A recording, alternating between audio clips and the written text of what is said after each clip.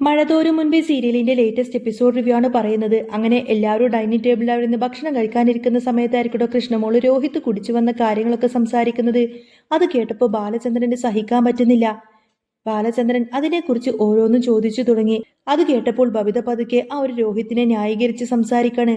അച്ഛാ, അവനൊരു കുടിയനല്ല എന്ന് ബബിത പറഞ്ഞപ്പോൾ തന്നെ ബാലചന്ദ്രൻ പറയുന്നുണ്ട്. അവൻ വെറും 21 വയസ്സേ ഉള്ളൂ. ആ പ്രായത്തിൽ എഞ്ചിനീയറിംഗ് ഒക്കെ പഠിച്ചുകൊണ്ടിരിക്കുമ്പോഴാണ് നീ പറയുന്നത് അവൻ കുടിയനല്ല എന്ന്. അതിനർത്ഥം അവൻ ഇടക്കിടക്ക് മദ്യപിക്കുന്നു എന്നാണല്ലോ. ബാലചന്ദ്രൻ കടുപ്പിച്ച് നിന്നെ ചോദിച്ചു. എന്നിട്ട് നീയൊക്കെ എന്താ എന്നോട് ഇതിനെക്കുറിച്ച് ഇതുവരെ പറയാതിരുന്നത്?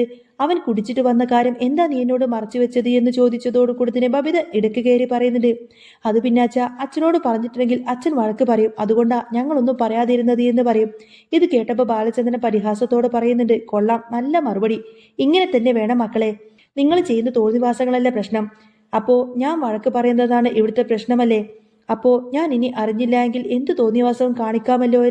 എന്നെ കാണിക്കാതെ എന്തും ആവാലോ അല്ലേ ബബിത എന്ന് ചോദിച്ചപ്പോൾ ബബിതക്ക് അത് നന്നായി അങ്ങ് കൊണ്ടു. അവൾ ദേഷ്യത്തോടു കൂടി തന്നെ അലീനയെ നോക്കിയെങ്കിലും അലീന ഒന്നും മിണ്ടിയില്ല. അന്നേരം കൃഷ്ണമോള് വിളിച്ചു ചോദിക്കുന്നുണ്ട്. അല്ല, നീ ഇതെപ്പോഴാ കണ്ടത്? അന്നേരം അലീന ചേച്ചി എറണാകുളത്ത് പോയ ദിവസമുണ്ടല്ലോ, അന്നാണ് അവൻ കുടിച്ചിട്ട് വന്നത് എന്ന് അവൾ പറഞ്ഞു. എന്നിട്ട് നീ എന്താ എന്നോട് പറയാതിരുന്നത് എന്ന് ബാലചന്ദ്രൻ വീണ്ടും ചോദിച്ചപ്പോൾ അത് ഞാൻ മനഃപൂർവ്വം പറയാതിരുന്നതാണ്, അച്ഛന് വിഷമമാവണ്ട എന്ന് കരുതിയിട്ട് എന്ന് കൃഷ്ണമോള് പറയും. അതിനി ഒരിക്കലും ആവർത്തിക്കരുത് എന്ന് ഞാൻ രോഹിത്തിനോട് പറഞ്ഞുവെങ്കിലും അവൻ എന്നെ മൈൻഡ് പോലും ചെയ്തില്ല എന്ന് അവൾ കൂട്ടിച്ചേർത്തു. കൊള്ളാം, സൂപ്പർ ആയിട്ടുണ്ട് എന്റെ മോളെ. അങ്ങനെ എന്തെങ്കിലും ഉണ്ടെങ്കിൽ അത് അപ്പൊ തന്നെ എന്നോട് പറയണം. നമ്മൾ അതിങ്ങനെ വെച്ച് താമസിപ്പിക്കരുത്. ഇന്നൊരു ദിവസമായിരിക്കും കുടിച്ചിട്ടുണ്ടാവുക, പക്ഷേ നാളെ വീണ്ടും കുടിക്കാൻ തോന്നും. അതൊക്കെയാണ് ഈ മദ്യത്തിന്റെ ഒരു പ്രശ്നമെന്ന് ബാലചന്ദ്രൻ ഗൗരവത്തിൽ തന്നെ പറഞ്ഞു. ഇതെല്ലാം കേട്ടപ്പോൾ അലീനക്ക് ഭയങ്കര വിഷമമായിരുന്നു. സ്വന്തം സഹോദരങ്ങളാണ്, പക്ഷേ എന്ത് ചെയ്യാനാ, പറഞ്ഞിട്ട് കാര്യമില്ല. ബബിതക്കാണെങ്കിൽ തന്നെ കണ്ണെടുത്താൽ കൂടെ കണ്ടൂടാ. ഇനിയിപ്പോ ഇതെങ്ങാനും രോഹിത്തിനോട് ചോദിക്കാൻ പോയാൽ അവൻ അങ്ങ് കടിച്ചു കീറാൻ വരും. ചോദിച്ചിട്ടും പറഞ്ഞിട്ടും പ്രത്യേകിച്ച് കാര്യമില്ല എന്ന് അലീനക്കറിയാം. പക്ഷേ ഇതിങ്ങനെ വെറുതെ വിട്ടിട്ടും കാര്യമില്ലല്ലോ. എല്ലാം ആ ഹരിശങ്കറിന്റെ കൂടെയുള്ള കൂട്ടുകെട്ടാണ്. പിന്നീട് അലീന പറയുന്നുണ്ട്. അച്ഛാ, ഇതിനൊക്കെ പ്രധാന കാരണം ആരാണെന്നറിയാം? അതൊക്കെ ശരിക്കും ആ ഹരി ആയിരിക്കും. അവന്റെ കൂടെ കൂടുന്നത് കൊണ്ടാണ് ഇത്രയൊക്കെ പ്രശ്നമെന്നൊക്കെ പറയും. ഇത് കേട്ടപ്പോൾ കൃഷ്ണമോളും പറയുന്നുണ്ട്. അതെ അച്ഛാ, അത് ശരിയാണ്. ഹരിയേട്ടന്റെ കൂടെ കൂടിയതിനു ശേഷമാണ് രോഹിതേട്ടൻ ഇങ്ങനെയുള്ള മാറ്റങ്ങളൊക്കെ കണ്ടു തുടങ്ങിയത് എന്ന് പറയും. ആ കൂട്ട് അത്ര ശരിയല്ല എന്ന് എനിക്കും തോന്നുന്നു എന്ന് അവൾ പറഞ്ഞു. അലീന അത് ന്യായീകരിച്ച് പറയുന്നുണ്ട്. ബബിത അതിന് സപ്പോർട്ടായിരുന്നു. കാരണം ബബിതക്ക് പേടിയാണല്ലോ.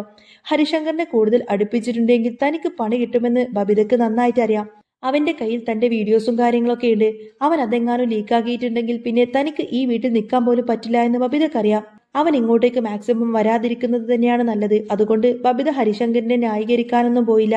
ഇത്തിരി സമയം കഴിഞ്ഞപ്പോൾ രോഹിത് അങ്ങോട്ടേക്ക് വരികയാണ്. രോഹിത് വന്നിട്ട് ഉള്ളിലേക്ക് കയറി പോകാൻ തുടങ്ങിയപ്പോഴേക്കും ബാലചന്ദ്രനെ വിളിച്ചു. എടാ, അവിടെ നിൽക്ക്. എന്നിട്ട് ബാലചന്ദ്രൻ ചോദിക്കുന്നുണ്ട്. നിനക്ക് ആഹാരമൊന്നും വേണ്ടെന്ന് ചോദിക്കുന്ന സമയത്തിന് ഏയ് വേണ്ടച്ചാ, ഞാൻ കഴിച്ചു എന്ന് പറയും. കഴിച്ചെന്നോ? എന്താടാ, ഫുട്ബോൾ കളിക്കാൻ പോകുന്നിടത്ത് നിനക്ക് ആഹാരം കിട്ടുന്നുണ്ടോ എന്ന് ബാലചന്ദ്രൻ കളിയാക്കി ചോദിച്ചു. അതല്ല, ഞാൻ പുറത്തുനിന്ന് കഴിച്ചതാ എന്ന് അവൻ പറഞ്ഞു. ഓ, കയ്യിൽ ഇഷ്ടം പോലെ പൈസയുണ്ടല്ലോ, പണം സമ്പാദിച്ച് വെച്ചിരിക്കുകയാണല്ലോ അല്ലേ? സ്വന്തമായിട്ട് ജോലിയും വരുമാനമൊക്കെ ഉള്ളത് കൊണ്ട് പിന്നെ പുറത്തു നിന്ന് കഴിക്കാമല്ലോ എന്ന് ബാലചന്ദ്രൻ ചോദിച്ചപ്പോൾ രോഹിത്തിന് മറുപടിയൊന്നും പറഞ്ഞില്ല. പിന്നീട് അങ്ങോട്ടേക്ക് കയറി പോവാൻ തുടങ്ങിയപ്പോൾ വീണ്ടും ബാലചന്ദ്രൻ തടഞ്ഞിട്ട്, അങ്ങോട്ടേക്ക് അങ്ങ് പോയാലോ? ഞാൻ സംസാരിച്ചു കൊണ്ടിരിക്കുന്ന സമയത്ത് നീ എങ്ങോട്ടേക്കായി പോകുന്നത് എന്നൊക്കെ ചോദിച്ചുകൊണ്ട് തന്നെ അവനെ അവിടെ നിർത്തി. അവിടെ നിൽക്ക്. അല്ല, നീ പലപ്പോഴും താമസിച്ചാണല്ലോ തിരികെ വീട്ടിലേക്ക് വരാറുള്ളത്. ഏയ്, അങ്ങനെയൊന്നുമില്ല എന്ന് രോഹിത് പറഞ്ഞപ്പോൾ, താമസിച്ചു വരുന്നതിനോടൊപ്പം തന്നെ നീ മദ്യപിച്ചിട്ട് വരാറുണ്ട് എന്ന് കേട്ടല്ലോ, അത് ശരിയാണോ എന്ന് ചോദിക്കാണ് ബാലചന്ദ്രൻ. അത് കേട്ടതോടുകൂടെ തന്നെ രോഹിത് നേരെ കൃഷ്ണമോളെ ഒന്ന് രൂക്ഷമായി നോക്കി. എടാ, അവളെ എങ്ങനെ നോക്കി പേടിപ്പിക്കൊന്നും വേണ്ട. ഞാൻ ചോദിച്ചതിന്റെ മറുപടി നീ പറഞ്ഞാ മതി. അന്നേരം രോഹിത് പറയുന്നുണ്ട്. ഞാൻ മദ്യപിക്കാറൊന്നുമില്ല അച്ഛാ. ഇത് കേട്ടപ്പോൾ ബാലചന്ദ്രൻ പറയുന്നുണ്ട്. ആഹാ, കൊള്ളാലോ, ഇത് ഞാൻ വിശ്വസിക്കണമല്ലേ? അതെ, ഞാൻ മദ്യപിക്കാറില്ല എന്ന് രോഹിത് ദേഷ്യപ്പെട്ടു പറഞ്ഞ് മുറിയിലേക്ക് അങ്ങ് കയറി പോവാണ്. അന്നേരം കൃഷ്ണമോള് പറയുന്നുണ്ട്. കള്ളത്തരം പറയാണച്ചാ, ഒരു ദിവസം ആടി ആടി വന്നതാ, ഞാൻ കയ്യോടെ പിടികൂടിയതാണ്. ബബിത ചേച്ചിക്കും അറിയാവുന്ന കാര്യം തന്നെയാണ് ഇത് എന്ന് പറയും. ആ സമയത്തിന് അലീന പറയുന്നുണ്ട്. അച്ഛാ, വഴക്കൊന്നും പറയാൻ പോവണ്ട. വെറുതെ വഴക്ക് പറഞ്ഞിട്ട് പ്രയോജനമുണ്ടെന്നൊന്നും എനിക്ക് തോന്നുന്നില്ല. ഗൗരവമായിട്ട് എന്തെങ്കിലും ഒന്ന് ഉപദേശിക്കണം. അല്ലാതെ ചുമ്മാ വഴക്ക് പറഞ്ഞ അവന്റെ ദേഷ്യം കൂടത്തേയുള്ളൂ. ബബിത അവിടെ നിന്നും ഇതൊക്കെ കേട്ടിട്ട് എഴുന്നേറ്റ് പോവാണ്. പിന്നീട് കൃഷ്ണമോള് മുറിയിലേക്ക് ചെന്നപ്പോഴേക്കും രോഹിത് അവളോട് തട്ടിക്കയറി. എടി, എനിക്കറിയാം നീ തന്നെയാണ് ഇത് അച്ഛനോട് പറഞ്ഞു കൊടുത്തത് എന്ന്. നീ തന്നെയാണല്ലോ അവിടെ കൊളുത്തി കൊടുക്കുന്നതെന്ന് ചോദിച്ചപ്പോൾ, അതെ, രോഹിതേട്ടൻ അന്ന് വന്നപ്പോൾ എന്താ എന്നോട് പറഞ്ഞേ? നിന്റെ ഇഷ്ടം പോലെ ചെയ്യുന്നല്ലേ, വേണമെങ്കിൽ അച്ഛനോട് പറഞ്ഞു കൊടുക്കുകയെന്നും പറഞ്ഞു. എനിക്കൊരു പുല്ലുമില്ല എന്നൊക്കെ പറഞ്ഞിട്ട് വെല്ലുവിളിക്കായിരുന്നില്ലേ? എന്നിട്ടിപ്പോ എന്ത് പറ്റിയെന്ന് കൃഷ്ണമോള് തിരിച്ചടിച്ചു. എടി നീ കൂടുതലൊന്നും കിടന്ന് എളിക്കേണ്ട, എന്റെ അമ്മ ഹോസ്പിറ്റലിൽ നിന്ന് ഇങ്ങോട്ടേക്ക് വന്നോട്ടെ, ഞാൻ പിന്നെ അമ്മയുടെ കൂടെ പോയി താമസിക്കുമെന്ന് അവൻ പറഞ്ഞു. ചെല്ലി ചെല്ലി, അപ്പോ അമ്മയുടെ അടുത്തേക്ക് നടന്നോളൂ എന്ന് കൃഷ്ണമോള് പറയാണ്. അത് കേട്ടപ്പോൾ രോഹിത് പറയുന്നത്, നീ കൂടുതൽ കളിപ്പിക്കൊന്നും വേണ്ട, എന്റെ കയ്യിൽ നിന്നും നീ വാങ്ങിക്കൂട്ടും, തല്ലാനായിട്ട് ഇങ്ങോട്ടേക്ക് വന്ന എന്റെ കൈ ഇവിടെ വെറുതെ ഇരിക്കല്ല എന്ന് പറഞ്ഞിട്ട് കൃഷ്ണമോളും തിരിച്ചടിച്ചു. അതെ, ഞാൻ അച്ഛനോട് പറഞ്ഞു കൊടുക്കുമെന്ന് കൃഷ്ണമോള് പറയാണ്. പിന്നെ അവളുടെ അച്ഛൻ വന്നിരിക്കുന്നു എന്ന് രോഹിത് കളിയാക്കി പറഞ്ഞു.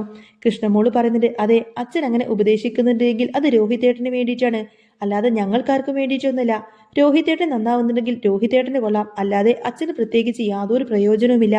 ഒന്ന് ആലോചിച്ചു നോക്കി, പഠിക്കുന്ന സമയത്ത് മര്യാദക്ക് പഠിച്ചാ പോരെ, അതിന് പകരം മദ്യപിച്ച് ആ ഹരിയേട്ടനോടൊപ്പം കൂട്ടുകൂടി നടക്കേണ്ട വല്ല കാര്യമുണ്ടോ? ഇതൊക്കെ കേട്ടപ്പോൾ രോഹിതൻ പറയുന്നുണ്ട്, നീ കൂടുതൽ അങ്ങ് ആളാവാനൊന്നും നോക്കണ്ട, നീ അവളുടെ കൂടെ കൂടിയിട്ടാണ്, ആ അലീനയുടെ കൂട്ടാണ് നീ. എന്തു വേണമെങ്കിലും ആയിക്കോ, പക്ഷേ എന്നെ ഭരിക്കാനോ ഉപദേശിക്കാനൊന്നും വരണ്ട എന്ന് പറഞ്ഞ് ദേഷ്യപ്പെട്ട് അവിടെ നിന്നങ്ങ് പോവാണ്. കൃഷ്ണമോൾക്ക് മനസ്സിലായി, എത്ര പറഞ്ഞാലും ഇവന്റെ തലയിലേക്ക് ഒന്നും കയറില്ല എന്ന്. ആ സമയത്തിന് ബാലചന്ദ്രനും ഭയങ്കര ദേഷ്യത്തിലായിരുന്നു. അലീന ബാലചന്ദ്രനോട് പറയുന്നത്, അച്ഛൻ രോഹിതേട്ടനെ ഒന്ന് ഉപദേശിക്കണം, അത് ദേഷ്യത്തോടെ ആവരുത്, നല്ല രീതിയിൽ തന്നെ കാര്യങ്ങളൊക്കെ പറഞ്ഞ് മനസ്സിലാക്കണം.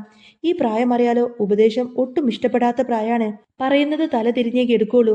അത് കേട്ടപ്പോ ബാലചന്ദ്രൻ പറയുന്നത്, എനിക്കിനി എന്ത് ചെയ്യണമെന്ന് പോലും അറിയില്ല മോളെ, തലക്ക് ഭ്രാന്ത് പിടിക്കുന്നത് പോലെയാണ് തോന്നുന്നത്. അച്ഛൻ അതൊന്നും കാര്യമാക്കി എടുക്കണ്ട, ആ ഹരിയുമായിട്ടുള്ള കൂട്ടുകെട്ട് നിർത്തിയ രോഹിത് ഒരു പരിധി വരെ നന്നാവും. പിന്നെ അച്ഛനോടും എന്നോടുള്ള ദേഷ്യമൊക്കെ ഹരിയുടെ മനസ്സിലുണ്ട്, ആ ദേഷ്യമാകുന്ന ഇതിനൊക്കെ കാരണം, അത് പറഞ്ഞൊന്ന് നേരെയാക്കാൻ നോക്കിയാൽ മതി എന്ന് പറയും. ദേഷ്യപ്പെട്ടത് കൊണ്ട് ഒന്നും നടക്കില്ല എന്ന് അലീന പറഞ്ഞു. ഞാൻ നോക്കട്ടെ എന്ന് പറഞ്ഞ ബാലചന്ദ്രൻ രോഹിത്തിന്റെ മുറിയിലേക്ക് ചെല്ലാണ്. മുറി അടഞ്ഞു കിടക്കുകയായിരുന്നു. വാതിൽ തട്ടിയപ്പോൾ രോഹിത് വന്ന് തുറന്നു. എന്താണ് നീ അകത്തിരിക്കുന്നത് എന്ന് ചോദിച്ചപ്പോൾ, അത് ഞാൻ ക്ലാസ് അറ്റൻഡ് ചെയ്യായിരുന്നു എന്ന് അവൻ പറഞ്ഞു. ക്ലാസ്സോ? എന്ത് ക്ലാസ്? അല്ല, ഞാൻ പഠിക്കുമായിരുന്നു എന്ന് അവൻ തിരുത്തി പറഞ്ഞു. ഓ, അങ്ങനെ പഠിക്കുകയാണെങ്കിൽ കുഴപ്പമില്ല, നല്ല അധ്യാപകരുടെ ക്ലാസ്സൊക്കെ ആണെങ്കിൽ ഭാവിയിൽ നിനക്ക് നല്ലൊരു ജീവിതമുണ്ടാവും, അത് അറ്റൻഡ് ചെയ്യുന്നത് നല്ല കാര്യമാണ്. പക്ഷേ നിന്റെ ആ കൂട്ടുകാരന്മാരുടെ ക്ലാസ്സാണ് നീ അറ്റൻഡ് ചെയ്യാൻ പോകുന്നതെങ്കിൽ തേരാപാര തെണ്ടി നടക്കേണ്ടി വരുമെന്ന് ബാലചന്ദ്രൻ ഓർമ്മിപ്പിച്ചു. ഇത് കേട്ടപ്പോൾ രോഹിത് ഒന്ന് നോക്കിയിട്ട് ചോദിക്കുന്നുണ്ട്, എന്താ അച്ഛൻ ഇന്നിങ്ങനെ ഉപദേശിക്കാൻ വന്നതാണോ എന്ന്. അല്ല, നീ ക്ലാസ് കൂടുകയാണെന്ന് പറഞ്ഞതുകൊണ്ട് ഞാൻ പറഞ്ഞു പോയതാണെന്ന് ബാലചന്ദ്രൻ മറുപടി കൊടുത്തു. അച്ഛൻ ഇപ്പോൾ എന്താ വേണ്ടത് എന്ന് രോഹിത് ചോദിച്ചപ്പോൾ, എനിക്ക് നിന്റെ മുറിയിലേക്ക് വരാൻ പോലും പാടില്ല എന്ന് ബാലചന്ദ്രൻ തിരിച്ചു ചോദിച്ചു. അച്ഛന്റെ ഉപദേശം കേട്ടിട്ട് ഒരു പ്രയോജനവുമില്ല എന്ന് എനിക്കറിയാം, പക്ഷേ അച്ഛനായി പോയില്ലേ, എന്റെ വിഷമം നിനക്ക് പറഞ്ഞാൽ മനസ്സിലാവണമെങ്കിൽ നീയും ഇതുപോലൊരു അച്ഛനായി വരണം, അപ്പോൾ മാത്രമേ നിനക്ക് എന്നെ മനസ്സിലാവൂ. എടാ, നിനക്ക് കുറെ കൂട്ടുകെട്ടുകളുണ്ടെന്ന് എനിക്കറിയാം, കോളേജിലേക്ക് എന്നും പറഞ്ഞ് നീ ഇവിടെ നിന്നും പോകുന്നുണ്ട്, പക്ഷേ എങ്ങോട്ടേക്കാണ് പോകുന്നതെന്നും എന്താണ് ചെയ്യുന്നത് എന്നൊന്നും എനിക്കറിയില്ല. എനിക്ക് നിന്റെ പിന്നാലെ ഇങ്ങനെ നടക്കാൻ പറ്റില്ലല്ലോ. വൈകിട്ട് നീ ടെറഫിൽ ഫുട്ബോൾ കളിക്കാൻ പോകുന്നുണ്ട്, അത് കളിക്കാനാണോ അതോ വേറെ എന്തെങ്കിലുമാണോ എന്നൊന്നും എനിക്കറിയില്ല. അതുകൊണ്ടൊക്കെ തന്നെയാണ് ഞാൻ ഈ പറയുന്നത്. ഈ പ്രായത്തിൽ കുറെ കൂട്ടുകെട്ടുകളൊക്കെ ഉണ്ടാവും, പക്ഷേ എന്നും പറഞ്ഞ് അതിലേക്ക് പൂർണ്ണമായിട്ട് അങ്ങോട്ടേക്ക് പോയിട്ടുണ്ടെങ്കിൽ ഒടുവിൽ ഒരു ഗതിയും പരഗതിയുമില്ലാത്ത അവസ്ഥയിലേക്ക് നീ പോവും. പിന്നെ ആ ഹരിയുമായിട്ടുള്ള കൂട്ടുകെട്ട് നിർത്തുന്നതാണ് നിനക്ക് നല്ലത്. അവന്റെ കൂടെ പോയി കഴിഞ്ഞാൽ അവസാനം നിന്റെ ജീവിതം ജയിലിലാവും. അത് നിനക്ക് നന്നായിട്ട് അറിയാവുന്നതല്ലേ. ഈ കുടുംബത്തിൽ തന്നെ അങ്ങനെ കുറെ പ്രശ്നങ്ങൾ ഉണ്ടായതല്ലേ. അലീനയുടെ പ്രശ്നം നിനക്കറിയാലോ, ഞാൻ കൂടുതലൊന്നും പറയേണ്ടതില്ലല്ലോ എന്ന് പറഞ്ഞ് ബാലചന്ദ്രൻ അവനെ ഉപദേശിക്കാണ്. രോഹിത് പറയുന്നത്, എനിക്ക് അങ്ങനെ ആരുമായിട്ടും വലിയ കൂട്ടുകെട്ടൊന്നും ഇല്ലാച്ചാ, അത് നിനക്ക് എന്നോട് പറയാം, പക്ഷേ നീ സ്വന്തം മനസാക്ഷിയോടൊന്ന് ചോദിച്ചു നോക്ക്. രോഹിത് പറയുന്നുണ്ട്, എനിക്ക് പഠിക്കണമെന്ന്. പഠിക്കുകയാണെങ്കിൽ പ്രശ്നമില്ല, മര്യാദയ്ക്ക് ഇരുന്ന് പഠിച്ചോ, അല്ലാതെ കൂട്ടുകാരുമായിട്ടുള്ള ക്ലാസ് അറ്റൻഡ് ചെയ്ത് കഴിഞ്ഞാൽ നിനക്ക് നല്ലൊരു ജീവിതം ഉണ്ടാവാനൊന്നും പോകുന്നില്ല മോനെ എന്നും പറഞ്ഞ് ബാലചന്ദ്രൻ വീണ്ടും കുറേയധികം ഉപദേശിച്ചതിന് ശേഷം അവിടെ നിന്നങ്ങ് ഇറങ്ങിപ്പോവാണ്.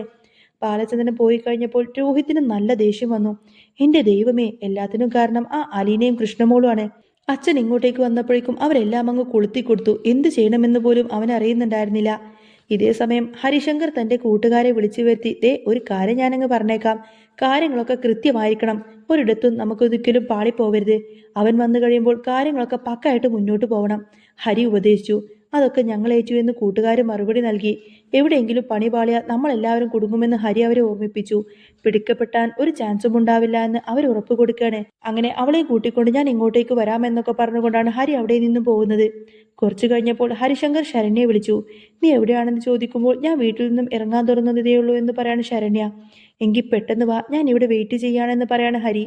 ഹരിശങ്കർ ശരണ്യയ്ക്ക് വേണ്ടി കാത്തു നിൽക്കുകയാണ്. ഇനി എന്താണ് നടക്കാൻ പോകുന്നത് എന്ന് ആർക്കും ഒരു പിടിയുമില്ലായിരുന്നു. അവൾ വന്ന് അവളെ കൂട്ടിക്കൊണ്ടുപോയാൽ ഒരു കാര്യത്തിൽ തീരുമാനമാവും, ഉറപ്പായിട്ടും പിടിക്കപ്പെടും. പിടിക്കപ്പെട്ട രോഹിത്തിന് നല്ല പണി കിട്ടും. പോലീസ് കേസും മറ്റുമായി കഴിഞ്ഞാൽ രോഹിത്തും ഹരിയും ഉൾപ്പെടെ എല്ലാവരും അകത്ത് കിടക്കേണ്ടി വരും.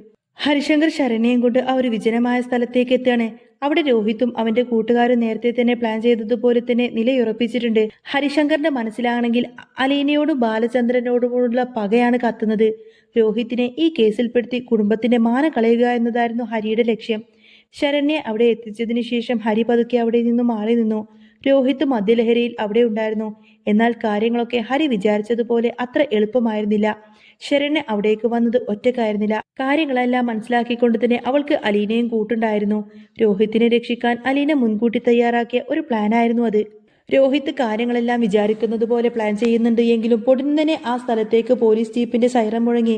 ഹരിശങ്കർ ആകെ ഞെട്ടിപ്പോയി. താൻ ഒരുക്കിയ കെണിയിൽ താൻ തന്നെ വീഴാൻ പോകുകയാണെന്ന് അവന് മനസ്സിലായിരുന്നു. അലീനയും ബാലചന്ദ്രനും പോലീസിനൊപ്പം തന്നെ അങ്ങോട്ടേക്ക് കടന്നു വന്നു. ബാലചന്ദ്രൻ പറയുന്നത്, എടാ രോഹിത്തെ, നിന്റെ കണ്ണ് ഇപ്പോഴെങ്കിലും തുറന്നോ? നീ ആരെയാണ് കൂട്ടുപിടിച്ചത്? അവൻ തന്നെയാണ് നിന്നെ ഒടുക്കാൻ നോക്കിയത്. നീ കണ്ടോ?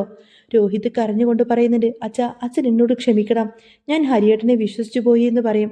അലീന വന്നിട്ട് ഹരിയോട് പറയുന്നുണ്ട്, ഹരിശങ്കർ, നിന്റെ കള്ളക്കളിയൊന്നും ഇവിടെ തീരുകയാണ്. ബബിതയുടെ വീഡിയോ വെച്ചിട്ട് നീ ഒരുപാട് അവളെ ബ്ലാക്ക്മെയിൽ ചെയ്യാൻ നോക്കുന്നതും രോഹിത്തിനെ ഇതിലേക്ക് വലിച്ചെടുക്കാൻ നോക്കുന്നതെല്ലാം തന്നെ ഞങ്ങൾക്കറിയാമായിരുന്നു എന്ന് അലീന പറയുന്നതോടുകൂടി തന്നെ ഹരി ആകെ ഞെട്ടിപ്പോവാണ്. ഹരിശങ്കറിനെയും സംഘത്തെയും പോലീസ് കസ്റ്റഡിയിലെടുത്തു. രോഹിത്തിന് തന്റെ തെറ്റുകൾ ബോധ്യപ്പെടുകയും അവൻ അച്ഛന്റെ കാല് പിടിച്ച് കരയുകയും ചെയ്യുന്നു. മദ്യപാനവും ചീത്ത കൂട്ടുകെട്ടുകളും ഉപേക്ഷിക്കുമെന്ന് അവൻ എല്ലാവർക്കും മുന്നിൽ വെച്ച് സത്യം ചെയ്തു. ബബിതയും തന്റെ തെറ്റുകളെല്ലാം തന്നെ ബാലചന്ദ്രനോട് ഏറ്റുപറയാണ്. ബാലചന്ദ്രൻ അങ്ങനെ തന്റെ മക്കളെ ചേർത്ത് പിടിച്ചു. തകരാൻ പോയ ഒരു കുടുംബത്തെ അലീനയുടെ ബുദ്ധിപരമായ നീക്കങ്ങൾ കൊണ്ട് രക്ഷിച്ചെടുത്തു. അങ്ങനെ ഈ ഒരു സംഭവത്തോടു കൂടി തന്നെ ആ ഒരു കുടുംബത്തിന് പുതിയൊരു പ്രതീക്ഷ നൽകുന്ന ഒരു അടിപൊളി സൂപ്പർ രംഗങ്ങളാട്ടോ ഇനി വരാൻ പോകുന്നത്. അപ്പോൾ നിങ്ങൾക്ക് ഈ ഒരു ചാനൽ ഇഷ്ടമാണെങ്കിൽ സബ്സ്ക്രൈബ് ചെയ്യാനും സപ്പോർട്ട് ചെയ്യാനും മറക്കല്ലേ. നെക്സ്റ്റ് വീഡിയോ ആയിട്ട് ഉടനെ വരാം. ബൈ.